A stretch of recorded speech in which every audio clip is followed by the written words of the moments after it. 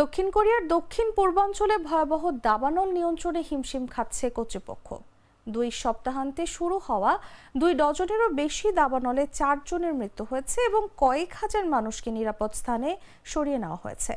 রবিবার রাত পর্যন্ত 5টি এলাকায় আগুন নেভানোর কাজে প্রায় 9,000 দমকল কর্মী, পুলিশ ও সরকারি কর্মচারী নিয়োজিত ছিলেন। এছাড়া ব্যবহার করা হয়েছে 120 হেলিকপ্টার। সোমবার সকাল নাগাদ বেশিরভাগ আগুন নিয়ন্ত্রণে আনা সম্ভব হলেও এখনও 4টি দাবানল চলছে।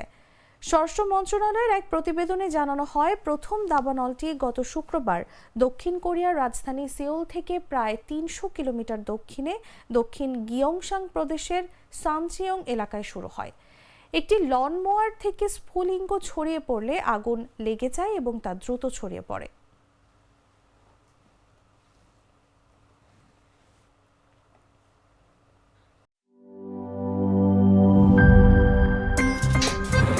আমার একটা স্মার্ট সিদ্ধান্তে 25% গ্যাসের খরচ কমেছে। ভাবছেন কিভাবে?